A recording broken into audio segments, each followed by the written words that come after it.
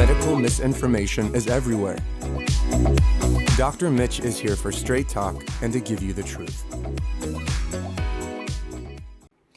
Seasonal Affective Disorder, or SAD, affects millions during the shorter days of fall and winter. Often these folks experience low mood, fatigue, and disrupted sleep. Patients often seek alternatives to pharmacotherapy, so I'm going to focus on non-medicinal remedies that are evidence-based for the holistic approach. First, light therapy stands out as a cornerstone intervention.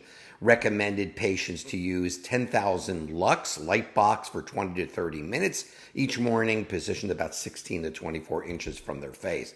This mimics natural sunlight and helps regulate the normal rhythms. But I love near infrared as a superior modality to get the photobiomodulation. Now, this could translate to improved energy levels, mood stabilization by supporting brain cell function, reducing inflammation, which is often linked to depressive symptoms. And preliminary research says that NIR may enhance serotonin release, regulate melatonin, and address the core imbalances in SAD. But unlike traditional light boxes, which primarily target retinal receptors, NIH is deeper penetration and goes much better into the body. Next, we should encourage regular exercise outdoors. A brisk 30-minute walk or in daylight particularly can elevate the endorphins and vitamin D production. For those in colder climates, indoor exercise, yoga, tai chi also provide pretty much similar benefits. And dietary adjustments are just another key area. Advise people to eat things high in omega-3 rich foods like salmon, flax seeds, walnuts, alongside vitamin D sources. Balanced Mediterranean diet, plenty of fruits and vegetables and whole grains can stabilize the blood sugar and also support brain health.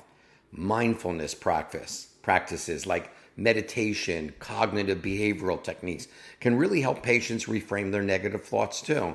And even aromatherapy with essential oils like lavender or citrus can help promote relaxation, and you can use them as part of your patients' evening routines to aid their sleep. Finally, help them foster social connections. It's vital.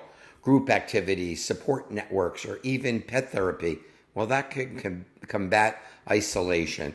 And in our practices, integrating these remedies requires monitoring progress, adjusting the based on individual responses to ensure a patient-centered approach that basically empowers long-term management of this disorder.